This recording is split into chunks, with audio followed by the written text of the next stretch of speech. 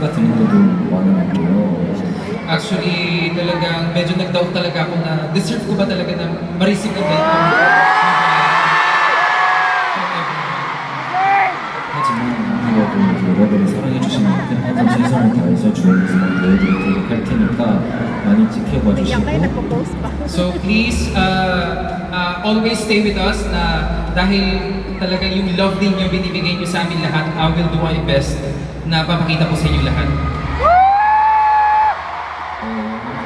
Actually, I even thought that I would cry, but